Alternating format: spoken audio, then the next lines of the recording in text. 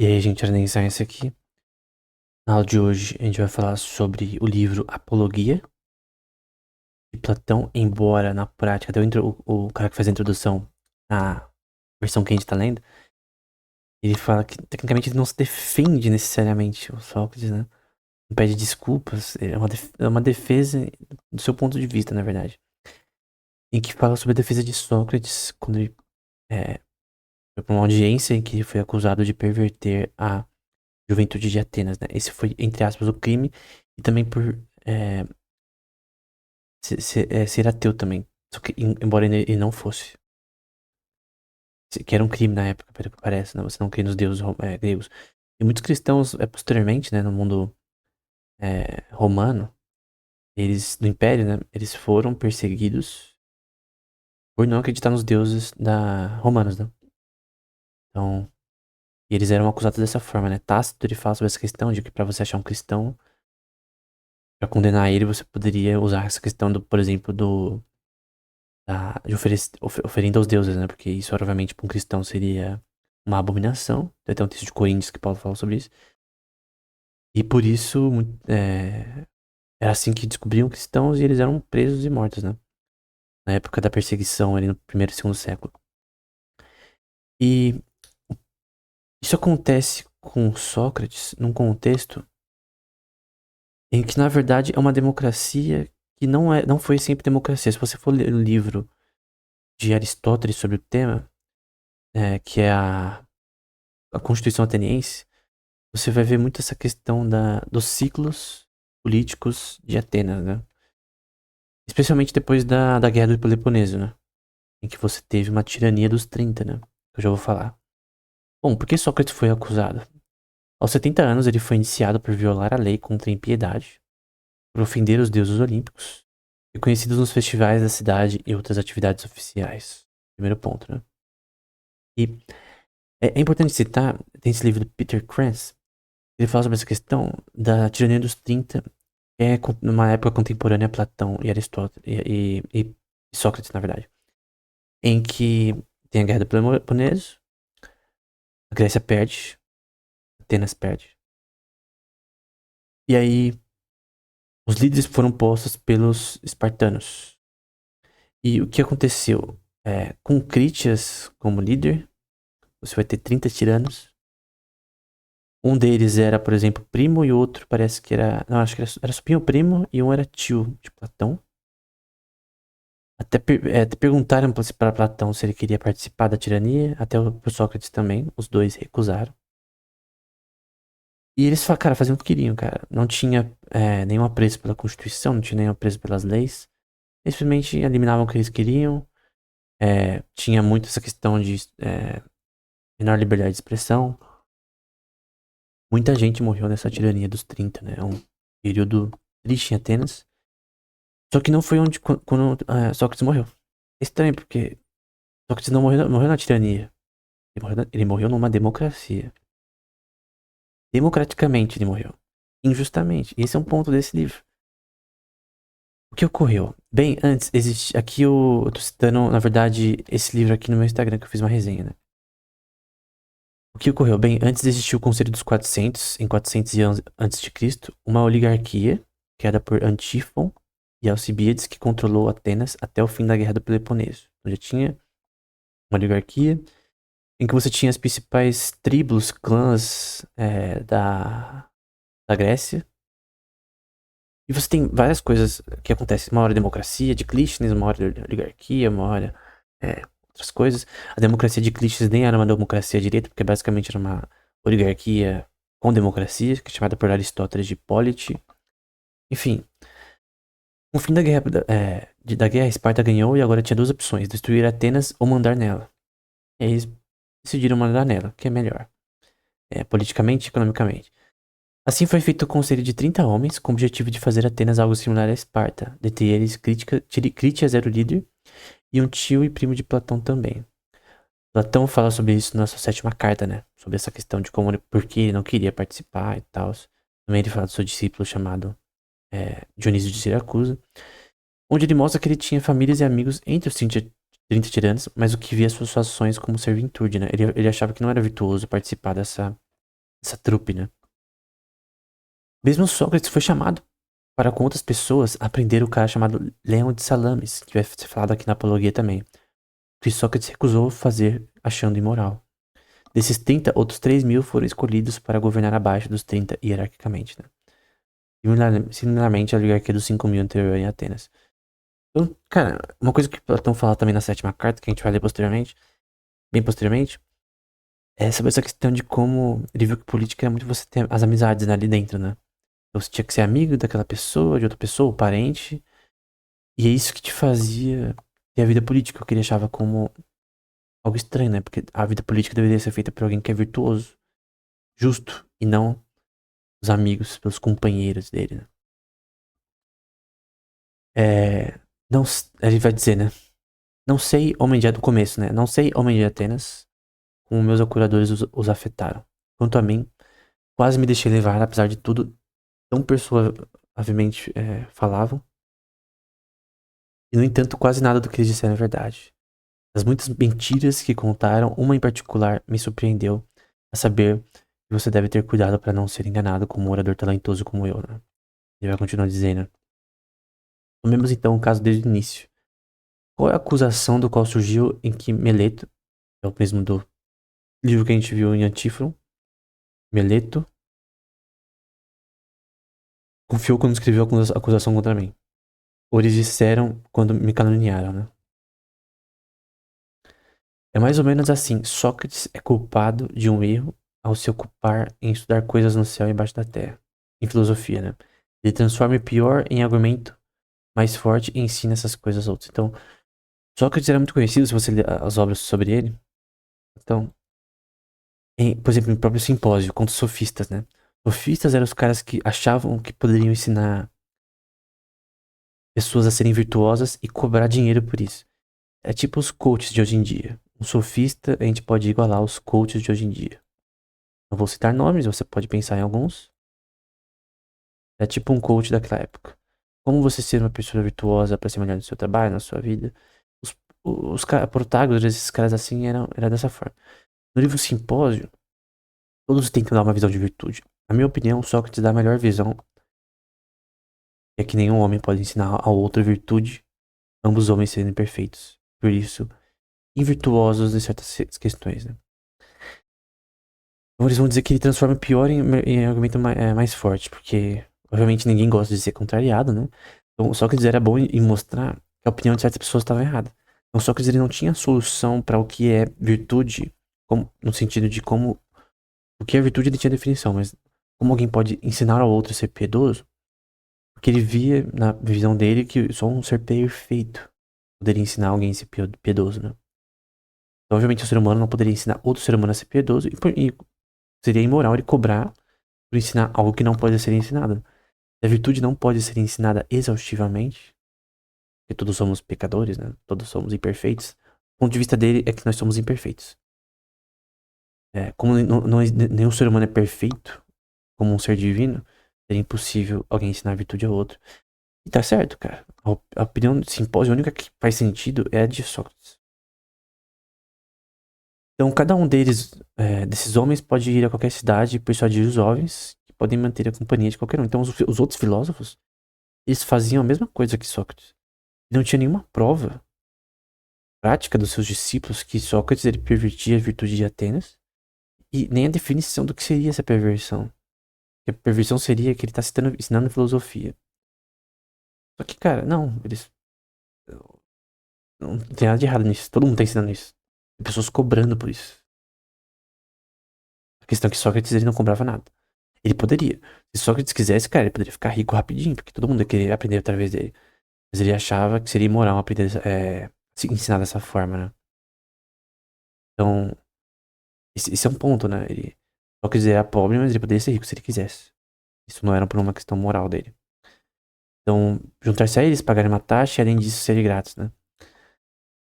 Tem uma questão aqui também que inicialmente parecia que ele só ia pagar uma taxa.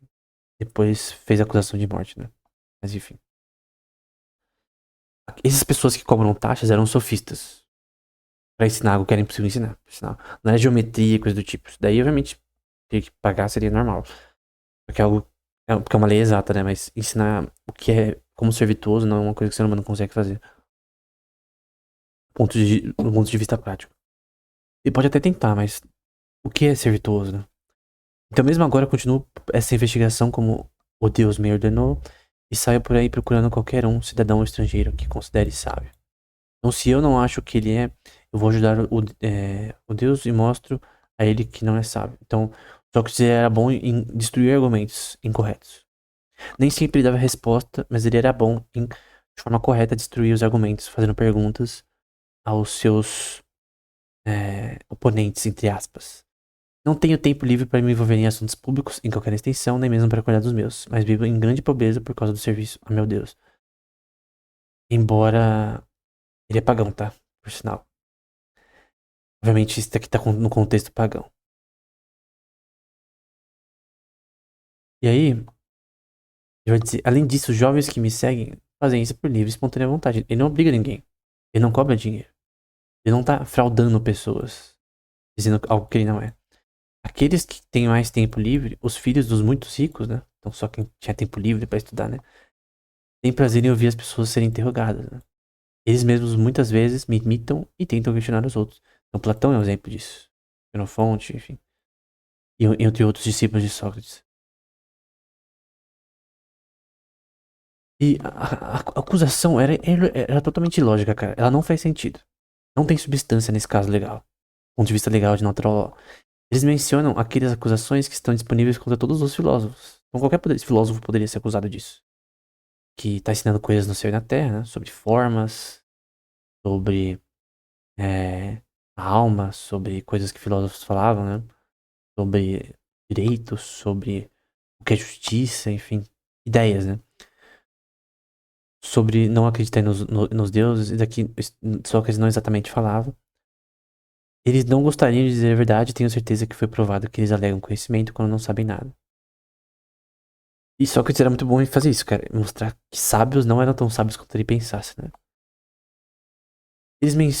Aqui eu acho que é a mesma coisa. Ele diz que eu sou culpado, o Meletos, né?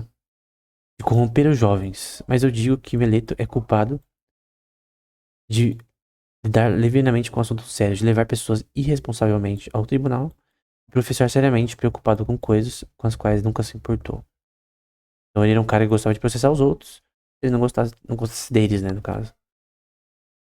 E Mas Meletos e a Assembleia? Os membros da Assembleia corrompem os jovens ou todos eles os melhoram? Uma pergunta, né? Eles os melhoram. Todos os atenienses, ao que parece, transformam os jovens em bons homens, exceto eu, e somente eu os corrompo. Então a questão é muito subjetivo, né? Porque Sócrates estava corrompendo a juventude de Atenas. E outro ponto aqui, cara, que é uma coisa. Eu vi num curso sobre psicologia de desenvolvimento, né?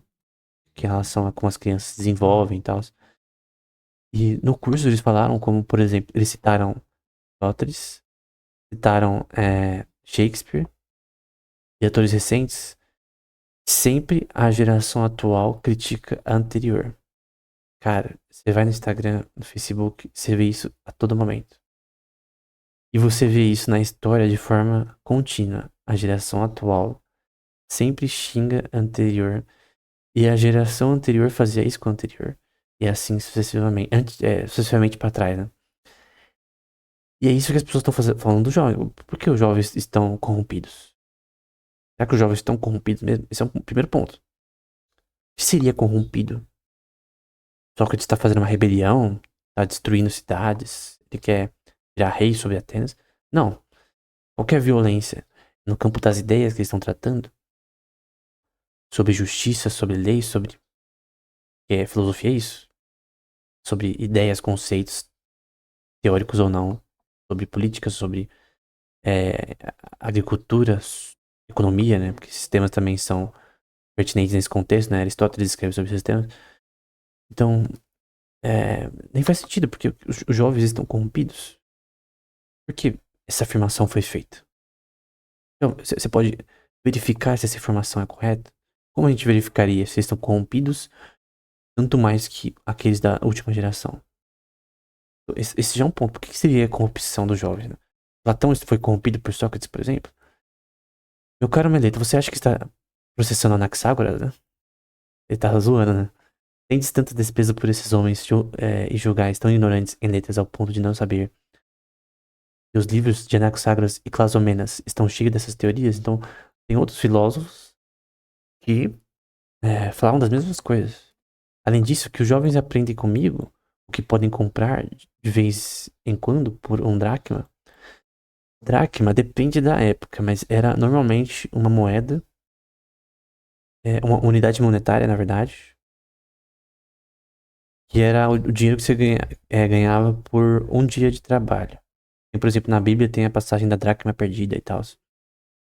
Que a mulher lá vasculha toda a casa pra achar a dracma perdida.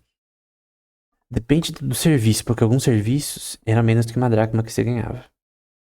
E menos que uma dracma era obols o nome, né? Vou colocar aqui obols, aí tinha tipo uma fração de obols.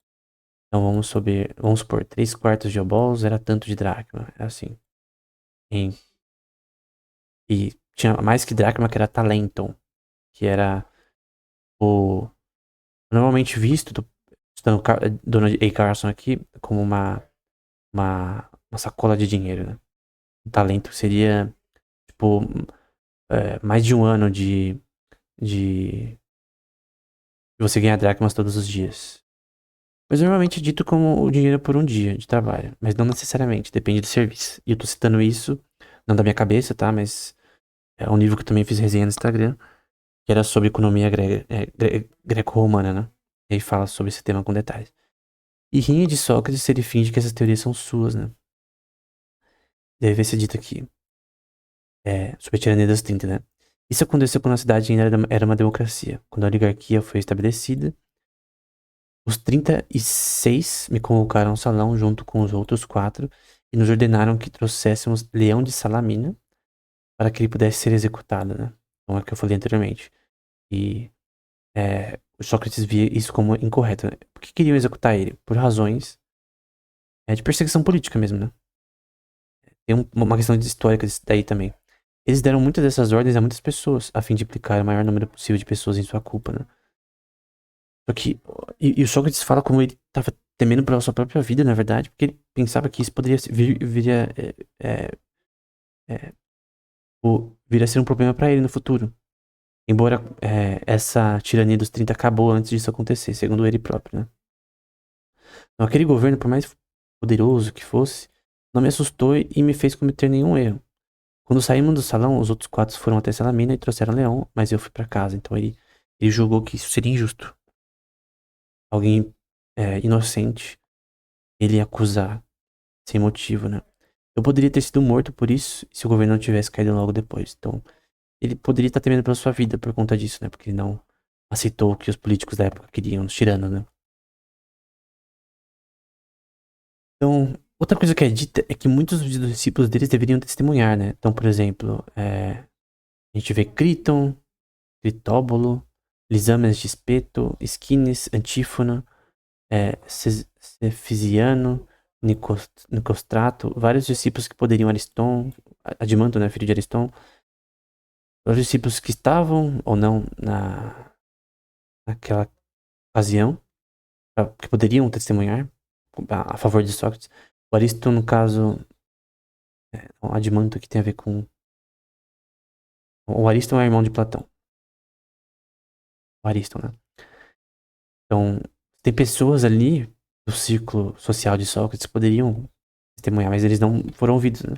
Nem foi um julgamento tão justo assim, né?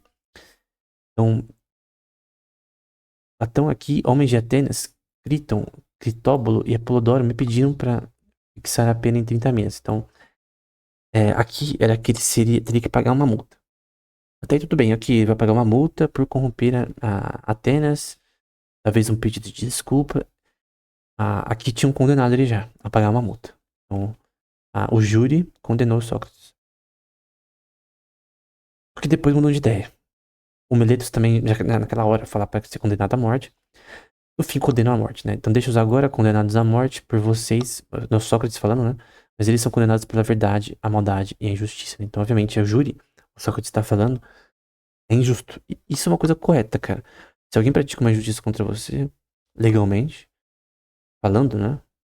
Mostra como é uma injustiça. você tem que se ater ao que é verdade. E a verdade é que ele estava sendo acusado injustamente. A substância desse caso não tem pé na cabeça. Então eu mantenho a minha avaliação e eles mantêm as deles. Talvez isso tivesse que acontecer e acho que é assim que deve ser. E aí, a aposta de Sócrates, né? Ele fala sobre a vida após a morte, né? Reflitamos também dessa forma que é uma boa esperança de que a morte esteja ausente. Pois ela ela é uma de duas coisas. Ou os mortos não são nada, ou não tem pressão de nada, ou muda de um lugar pro outro, enfim. A aposta dele de que ele morrer não vai ser uma coisa ruim.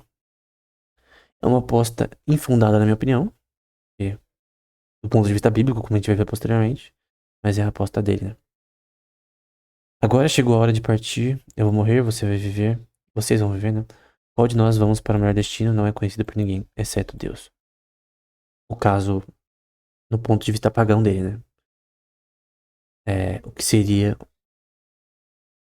ser divino na existência, né? Então ele foi acusado injustamente. Foi, no caso, morreu através de tomar veneno. Ele foi obrigado a fazer isso. Estilo um seppuku na questão japonesa, por exemplo. Só um exemplo análogo, né? Mas o grande ponto é que ele foi acusado injustamente aos 70 anos com numa democracia, né? Então ele não foi na tirania. Ele poderia ter morrido legalmente, só que de forma injusta, né? Só que ele morreu numa democracia por um júri da maioria que julgava que aquilo era correto. Sendo que o caso não tinha substância praticamente. E aí, do ponto de vista bíblico, né? Como o homem combatia em Éfeso contra as bestas, é Paulo falando. Quem me aproveita isso se os mortos não ressuscitam, né? Comamos e bebamos, que amanhã morramos, né? 1 Coríntios 15. Essa é a minha resposta à aposta de Sócrates sobre a vida após a morte, né? A verdade é que sem Deus, sem Cristo, não tem vida após a morte. Só tem a morte. Só tem o inferno e o sofrimento eterno. Então, sem Cristo é isso que tem. Então, por isso que a vida sem Cristo é basicamente essa. Comamos e bebamos, que amanhã morramos. Se você é um naturalista, se você não acredita em Deus, coisa do tipo, cara, sua vida não tem sentido, cara. Você pode dizer que tem sentido, você pode raciocinar o que você quiser, mas não tem lógica. Não tem sentido. É como uma flor, a erva, que um dia nasce, cai, morre, e não tem nenhum significado. Não tem nenhum propósito e não tem nenhum valor, na minha opinião. Por isso que o naturalismo leva ao nihilismo. Essa é a minha opinião, a minha resposta à aposta de Sócrates. Essa é a pintura em que ele toma o veneno. Tem muitas pessoas tristes aqui, chorando, né? O próprio Criton, ele tapa a boca e os olhos, como a gente vai ver posteriormente em relação a isso. Porque ele morreu feliz, o Sócrates, né? Ele poderia ter fugido, as pessoas ofereceram formas dele fugir, pagar pra ele fugir, mas ele achou melhor seguir o que ele achava correto, né? Morreu como homem, né, no caso. O grande problema, na minha opinião, é essa questão da democracia em si. Por que uma democracia permitiu que alguém fosse morto injustamente, né? Por quê? Um caso legal que é, desculpa, imbecil. Não tinha substância suficiente. Só que, às vezes, a substância legal não importa. Porque se o júri, ele julga de forma incorreta alguém, um caso, a substância não importa. Porque, no fim, o que importa é o resultado. Tem a substância, que é seguindo Cícero aqui, que é o que a substância, eu coloquei aqui, substância do caso legal, a o CIA, acho que é o sim, né? O CIA do caso legal. Então tem a substância do caso legal e você quer resolver isso aqui, cara. O que aconteceu? O que foi realizado? Qual que é a acusação? Porque a acusação não faz nem sentido. Porque, primeiro, como que você sabe que os jovens estão corrompidos? Quantos jovens estão corrompidos? E cadê a rebelião? Cadê É, eu creio que quem tava corrompido era a geração anterior, né? Que foi, os 30 tiranos não eram da geração anterior. É a geração anterior que tava corrompida, na verdade, né? Então, esse negócio dos jovens estarem corrompidos era uma mentira. Então a gente descarta. Então, a acusação número 1 é corrupção de C jovens. CJ vai ser corrupção dos jovens. É, infundada. Segunda corrupção, que Sócrates não acreditava nos deuses, né? Opa, que deuses infundada também. Então qual que é a acusação, cara? A acusação não tem lógica, cara. Por que alguém é acusado sem lógica? É porque as pessoas que... Alguém tinha o poder pra fazer isso e conseguiu convencer as outras pessoas a fazer isso. Então alguém pode ser acusado injustamente numa democracia. Em qualquer forma de governo, né? Mesmo Cristo foi acusado injustamente do que ele fez. Embora era o propósito de Cristo morrer na cruz. Pelos nossos pecados, né? O grande ponto aqui, qual que é o propósito da apologia? Apologia, né? Não é só uma defesa de Sócrates em si, mas a defesa do que ele pensava, né? Em que ele sabia que ele estava sendo acusado injustamente, mas ele aceitou a punição dele. Mas o que é justiça, né? Como que alguém pode ser acusado injustamente por um júri de pessoas que todos poderiam pensar que eram ótimos cidadãos? Como que alguém pode... Como que uma democracia, o justo pode morrer, né? Não que o Sócrates era justo exaustivamente, ele era um ser humano, mas nesse caso, a acusação em relação a ele não feria as leis de Atenas. Não feria as leis de Atenas, porque a acusação não tem pé nem cabeça. As duas premissas da acusação, dele corromper a juventude e dele não acreditar nos deuses gregos, é mentira. Então como que ele foi, por que o júri fez isso, né? Como que um justo pode morrer numa democracia? A questão é, pra que funciona a democracia se ela não funciona? Eu não tô dizendo que, na minha opinião, a democracia é a melhor forma de governo. Creio que no Ética Nicômaco, tô citando de cor aqui de cabeça, Aristóteles fala isso também. Democracia é a melhor forma de governo. Mas como que numa democracia alguém pode fazer isso, né? Primeiro que nenhuma democracia, ela deixa de ser uma oligarquia. Democracia não existe. Existe, se chama polis, da definição de Aristóteles, né? Oligarquia mais democracia, em que você tem uma elite política que manda. E é impossível que não tenha oligarquia. Sempre vai ter oligarquia de alguma forma. Até meio que relacionada a business e política. Empresas e política. É impossível que numa sociedade humana não exista oligarquias. Sempre vai ter, cara. Sempre vai ter um grupinho ali que vai ser mais forte, que vai mandar. Só que, pra que serve uma constituição, leis? Pra fazer com que essa oligarquia não tenha tanta força, né? Mas se a sua oligarquia tiver força demais, ela vai perverter as leis.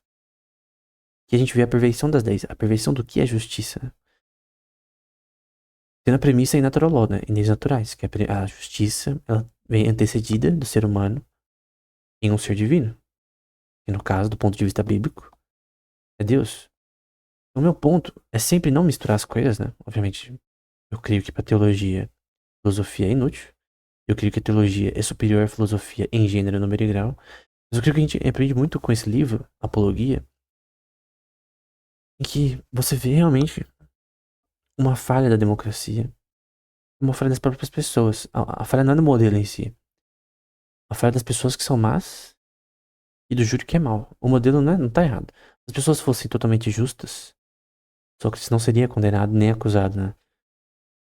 Mas onde há injustiça, há perversão das leis, né?